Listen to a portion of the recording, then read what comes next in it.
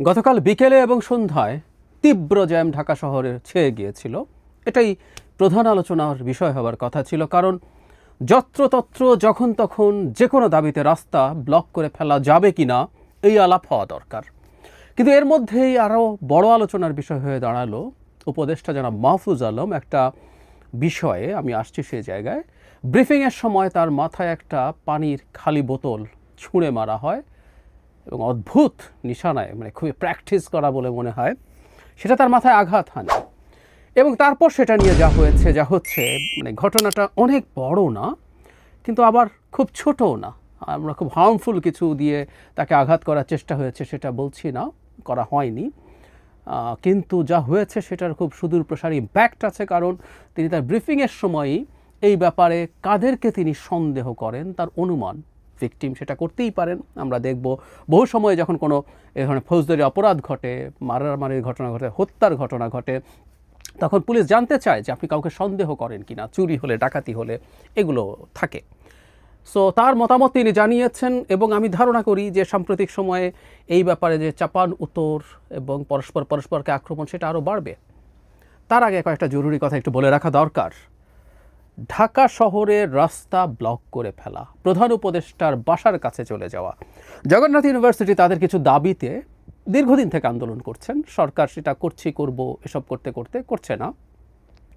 তারপর তারা যমুনার দিকে রওনা হলেন এবং তারা খানিকটা চলে যেতে পারলেন এবং শেষ পর্যন্ত অনেক দূর যেতে পারলেন না। কারণ আমি এভাবে বলি, বরং আমি সেদিন একটা টকশোতেও কাল রাতে বলছিলাম যে তাদের একজন হাসনাত আবদুল্লাহ নেই তো, মানে হাসনাত আবদুল্লাহর জন্য সব পথ অবারিত, তিনি নিয়ম ভাঙতে পারেন, কিন্তু এনাদের তো একজন হাসনাত আবদুল্লাহ নেই। ফলে পুলিশ তাদের উপরে হামলা করে, নানান রকমভাবে টিয়ার গ্যাস, জল কামান, আহত হয়, অনেকে হসপিটালে যায়। টু সাম এক্সটেন্ট এই ধরনের ব্যারিকেড ভাঙার ক্ষেত্রে এটাই হয়তো হবার কথা ছিল, কিন্তু ওই যে বললাম পথ তো তাদেরকে দেখানো হয়েছে। জর্জ অরওয়েলের অ্যানিম্যাল ফার্মের সেই বিখ্যাত বাক্যটা নিয়ে অনেক দিন বলেছি, ব্যবহার করেছি, all animals are equal but some animals are more equal than others. Hasnat আবদুল্লাহরা মোর ইকুয়াল। তারা শেষ বেষ্টনী, নিরাপত্তা বেষ্টনী ভাঙতে পারেন এবং তার জন্য খুব জোর জবরদস্তিও না, মোটামুটি ছেড়ে টেড়ে দেওয়া হয়। তারপরে শাহবাগে যেতে পারেন, শাহবাগ ব্লক করতে পারেন, কিন্তু সবার আবার অত সৌভাগ্য হয় না। এই যে জগন্নাথের স্টুডেন্টদের উপরে হামলা করা হলো এবং যারা মাহফুজ আলমকে আমরা দেখলাম, তিনি আর এটা চলো চলো যমুনা চলো এই স্লোগান দিয়ে নাকি আর এইভাবে চলে যাওয়া যাবে না। And he got so surprise যে এত দূর থেকে রাস্তা দিয়ে কিভাবে তারা এসে হাজির হলেন। আমি তার বক্তব্যটা শুনছিলাম এবং তিনি বেশ কঠোর নির্দেশনা দিয়েছেন। আমি মনে করি নির্দেশনাগুলো কঠোর হওয়া দরকার। গতকাল রাস্তায় যেভাবে জ্যাম তৈরি হয়েছে, আমরা না জেনে বলতে পারি কত অসুস্থ রোগীর সমস্যা হয়েছে, সংকট হয়েছে। একটা ভিডিও আমাদের সামনে ছড়িয়ে পড়েছে, আমরা হয়তো দেখেছি। শাহবাগীয় পরে ডিপ্লোমা নার্সরা রাস্তা যখন ব্লক করে, মানে দাবি কোনো বিষয় না, কেমন দাবি সেটা বিষয় না, দাবি একটা করে ফেললেই হবে এবং সরকারকে যদি চাপ প্রয়োগ করা যায় সেটার ধরে ফলাফল পাওয়া যেতেও পারে। কারণ দীর্ঘদিন থেকে এটা কাজ করেছে। এমনকি সাম্প্রতিক সময়ে আওয়ামী লীগ নিষিদ্ধ করা নিয়েও সরকারকে চাপ দিয়ে কাজটা যেহেতু করানো গেছে, সো পথ তো দেখানো গেছে এবং এর আগেও একই ঘটনা ঘটছিল। যাই একটা মর্মান্তিক ভিডিও, একটা ইয়াং কাপল, হাজব্যান্ড ওয়াইফ, উদ্ভ্রান্তের মতো, উন্মাদের মতো বলছেন তার বাচ্চাটা মারা যাচ্ছে, এই জামে আটকে তাকে ছেড়ে দেওয়ার জন্য, তাকে যেতে ব্যবস্থা করার জন্য। এটা আমরা দেখলাম, তাই আমরা অনেকে শেয়ার করলাম, দুঃখ পেলাম, কাঁদলাম। কিন্তু এই ঘটনা তো প্রচুর ঘটে যখনই এখানে না বা যে কোনোখানেই যখন রাস্তা ব্লক করে। বিশেষ করে কিছু রোগীর ক্ষেত্রে টাইম ইজ লাইফ। হার্ট অ্যাটাকের রোগী, জাস্ট সাম মিনিটসের এদিক সেদিক একটা রোগীর জীবন বাঁচাতে বা তাকে শেষ করে দিতে পারে। কোনো কারণে প্রফিউজ ব্লিডিং হচ্ছে, কোনো রোগের কারণে ইন্টারনাল ব্লিডিং অথবা অ্যাক্সিডেন্টের কারণে এক্সটার্নাল ব্লিডিং হচ্ছে। জাস্ট মিনিট ডিসাইড করে একটা মানুষের জীবন থাকবে কি থাকবে না, তিনি বাঁচবেন কি মারা যাবেন। ট্রুলি তাই। জাস্ট হসপিটালে যাওয়ার সাথে এদিক সেদিকের মধ্যে এটা হয়ে যায়। অ্যাকিউট অ্যাজমা,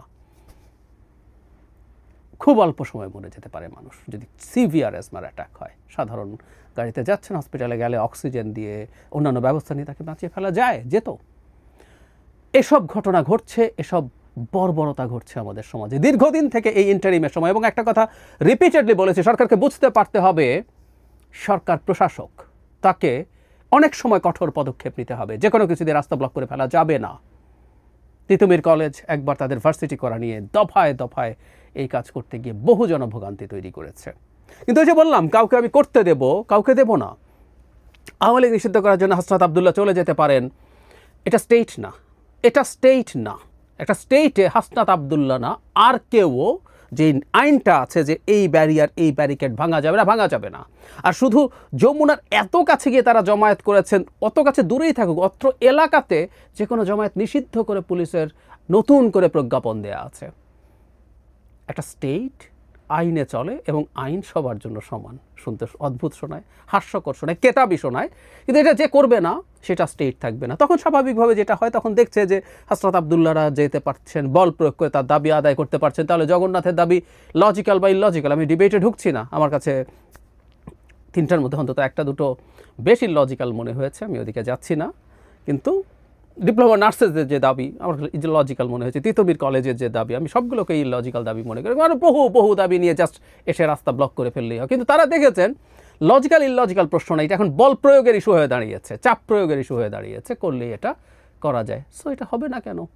এজন্যই কাউকে ঠ্যাক দিয়ে কোনো কিছু করতে দেয়া সরকারের দিক থেকে একেবারেই অনুচিত হয়েছে। সুতরাং সরকার সাফার করছে। এখন চলো যমুনায় চলো, যাওয়া যাবে না কেন? সবার কি গণতান্ত্রিক অধিকার নাই? আমরা যদি মাহফুজ আলমকে জিজ্ঞেস করি, নাকি হাসনাত আবদুল্লাহ আপনাদের সাথে সহযোদ্ধা ছিল ওই সময় এবং NCP is an extension of the government, আমরা মনে করি সে কারণে হাসনাত আবদুল্লাহ বা এরকম কাজ যারা করবেন তাদের জন্য এটা সহি? প্রশ্ন আমরা করতেই পারি। যাই হোক, যারা মাহফুজ আলমের উপরে যে ঘটনাটা হয়েছে খুবই অ্যালার্মিং। আমরা দীর্ঘদিন, মানে বেশ কিছুদিন থেকে, উনি অবশ্যই পুরো 8 মাস নিজে যে টার্গেটেড হয়েছেন সেই কথাটা বলছেন, কিন্তু কিছুদিন থেকে তার উপরে এই আক্রমণ ভয়ঙ্কর পর্যায়ে চলে গেছে এবং তার ভাষ্যে তিনি শিবির বা জামায়াতকে দায়ী করেছেন। এটা আমি বুঝেছি, আমি বলছি না উনি সেটা বোঝানোর চেষ্টা করেছেন। তিনি কিছু ইঙ্গিত দেওয়ার চেষ্টা করেছেন, তিনি সাংবাদিক এবং প্রশাসনকে খুঁজে বের করতে বলছেন, কিন্তু তার ইঙ্গিতটা ওই দিকে ছিল। কনটেক্সট অবশ্য তাই বলে। কনটেক্সটটা এই কারণে বলছি, তার সাথে শিবিরের উনি 71-কে নিয়ে একটা স্টেটাস দিয়েছিলেন, কোথাও জামাত শিবির উল্লেখ ছিল না। রাজাকার, স্বাধীনতা বিরোধিতা এগুলো ছিল। কেন যেন জামাত শিবিরের লোকজন খেপে গেল, তার বিরুদ্ধে কথা বলতে থাকলো। তারপর তিনি একটা স্টেটাস দিয়েছেন যেটা মুছে ফেলেন। আমি কোনো একটা টক শোতে বলেছি যে সেটাতেও জামাত শিবির উল্লেখ ছিল না, এটা ভুল হয়েছে, শিবির উল্লেখ ছিল। আমি আবার দেখলাম কেউ একজন আমাকে কমেন্ট করে এটা ধরিয়ে দিয়েছেন, আমি তাকে ধন্যবাদ জানাই। তো পরে যেটা হলো, শিবির সামষ্টিকভাবে তার উপরে আক্রমণ করতে শুরু করলো, তাকে ভারতের দালাল ট্যাগ দিতে শুরু করলো এবং আরও ভয়ঙ্কর। এবং একটা মাদ্রাসা, যে মাদ্রাসাটা শিবিরের খুবই শক্তিশালী বা স্ট্রং হোল্ড আছে বলে বিশ্বাস করা হয়, তামিরুল মিল্লাত মাদ্রাসা, সেই মাদ্রাসায় একটা গরুর গায়ে মাহফুজ আলম লিখে তাকে জবাই করা হয়েছে। এগুলো খুব অন্যায়, বিভৎস প্রতীকী হলেও খুবই বিভৎস চর্চা এগুলো। ফলে যারা মাহফুজ আলমের ওপরে তারা ঝাঁপিয়ে পড়েছেন এবং শিবির আক্রমণ করতে পারে বডিলি, আমি এটা মানে সবাই পারে, আমি বলছি না কোনো সংগঠন পারে না, সবাই পারে, কিন্তু শিবির যে ভাব ধরে, তারা ইসলামী ছাত্র শিবির, তারা পারে, এটা আমি জানি, আমি দেখেছি। আমি বহুবার বলেছি, আমি চিটাগংয়ে যে কলেজে পড়েছি আমি খুব কাছ থেকে শিবির দেখেছি। বন্ধু বান্ধবরা যারা চিটাগং ইউনিভার্সিটিতে পড়েছে তারা জানেন। এবং তাদের এই আচরণের একটা বহিঃপ্রকাশও খুব চমৎকারভাবে কমেন্ট বক্সগুলোতে দেখবেন। আমি যখনই জামাত শিবির নিয়ে কোনো রকম কোনো সমালোচনা করি, আমার সমালোচনা করার রাইট আছে, আমার সেই সমালোচনা ভুলও হতে পারে, কিন্তু কেউ সমালোচনার জবাব দেবেন না, স্রেফ গালিগালাজ করবেন। আঘাত করার পর্যন্ত আহ্বান আছে আমার মন্তব্যে যখন আমি এই ধরনের ভিডিও করি। সুতরাং যারা এটা দিতে পারেন তারা এটা করতেই পারেন, খুবই পারেন, এবং একটা ভীতি তৈরির চেষ্টা তারা করতে পারেন যে তাদের বিরুদ্ধে দাঁড়ালে কিন্তু বিপদ আছে, কারণ এখানে অনেক বড় কিছু ঘটে যেতে পারত। আমি আবারও বলছি, আমি বলছি না এটা শিবিরই করেছে, এটা অন্য কেউ করে থাকতে পারে, সেটা আমি যাচ্ছি না। কিন্তু জনাব মাহফুজ আলম যে এটাকে দায়ী করছেন, সেটা করার সম্ভাবনা যে তাদের আছে সেটা আমি উড়িয়ে দেই না, সত্যিই উড়িয়ে দেই না। কিন্তু যে ঘটনাটা ঘটলো, যদি তারা করে নাও থাকেন, যেন মাহফুজ আলম যে কনটেক্সটের মধ্যে আছেন তার তো এটা মনে করারই কথা। তিনি তো দেখেছেন তাকে নিয়ে কি করছে না করছে, যে স্ট্যাটাসটা দিয়ে তিনি মুছে ফেললেন, তার আগে তো তার ঘটনা ঘটেছে, তারপরে মিথ্যা আরোপ করা হয়েছে। আমি তো এটা নিয়ে ভিডিও করে দেখিয়েছি যে তিনিই নাকি আওয়ামী লীগকে নিষিদ্ধ করার বিরুদ্ধে অবস্থান নিয়েছেন, যেটা নিয়ে ইভেন তার সহকর্মী, অন্যতম উপদেষ্টা আসিফ মাহমুদ সজীব ভুঁইয়া ক্ল্যারিফাই করতে হয়েছে। তো এগুলো করে তো তার উপরে আক্রমণ, এমনকি তার স্ট্যাটাসে দেখা গেছে তার পরিবারের উপরও আক্রমণ করা হয়েছে। আমি দেখিনি কী হয়েছে আমি তার স্ট্যাটাস দেখে বুঝলাম উনি মেজাজ হারিয়েছেন। এই মেজাজ হারানোর বিরুদ্ধেও আমি কথা বলেছি, কিন্তু কনটেক্সটটা তো তৈরি আছে, সুতরাং এই আঘাত তার উপরে আসতে পারে এবং এটা একটা নতুন মাত্রা যুক্ত করলো যেটা মাহফুজ আলমের সাথে জামায়াত শিবিরের। কারণ এটা নিয়ে বলছি, আমি আসলে ওনাকে এনসিপির মানুষ মনে করি, আমি খোলাখুলি কথা বলতে পছন্দ করি। টেকনিক্যালি নন, তিনি সরকারে আছেন, দলের সাথে কোনো যোগাযোগ আছে বলে আমরা প্রকাশ্যে জানি না, কোনো পদ নেই, তারপরে বলছেন আমি বলছি। তো এনসিপির যে একটা এক্সটেন্ডেড ডিবেট এবং ফাইট শুরু হয়েছে জামায়াতের সাথে, অন্তত ভিজিবল যেটা আমাদের সামনে, সেটার একটা নতুন ডাইমেনশন যুক্ত হলো। আমরা এর সাথে একটা জিনিস একটু যোগ করে রাখি, সরকারকে আসলে সতর্ক হতে হবে। এটা জামায়াত শিবির করুক বা আওয়ামী লীগ ঢুকে করুক বা সাধারণ কেউ করুক, এই দেশটায় এখন আসলে অর্ডার পুনঃস্থাপন করা জরুরি। উপদেষ্টাদের ব্যাপারে যথেষ্ট নজরদারি করা দরকার, তাদের নিরাপত্তা আরও নিশ্চিত করা দরকার। এবং মাহফুজ আলম, আমি তাকে নিয়ে আলাদা একটা ভিডিও করেছি, আমি তার ব্যাপারে তার অনেক কিছুতে ক্রিটিক্যাল থাকলেও তার এই অবস্থানগুলো যেগুলো উনি বক্তব্যে দিচ্ছেন, বাক্যে দিচ্ছেন, তার সে রাইট আছে। সে একই জিনিস এখন পাল্টা বাক্যের লড়াই হবে, পাল্টা ডিবেট হবে, সেই জিনিসগুলোই দেখতে চাই। গণতান্ত্রিক সমাজ মানে সেটা। সুতরাং আমরা তার কথার জবাব এভাবেই হবে, এই পাল্টা এই জিনিসগুলো যদি কেউ করে, এসব রাজনীতি, এসব চর্চা বাংলাদেশে আমরা হতে দিতে পারি না।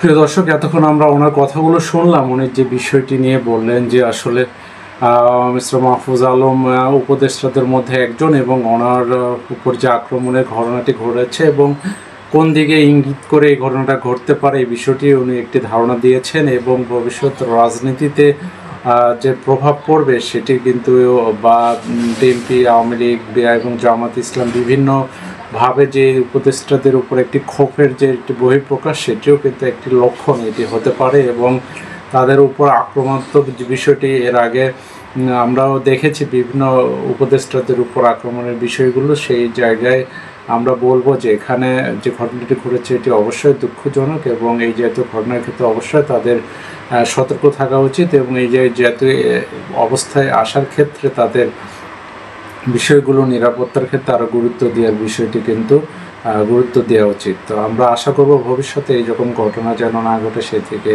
আইনশৃঙ্খলা বাহিনী অবশ্যই গুরুত্ব দেবে।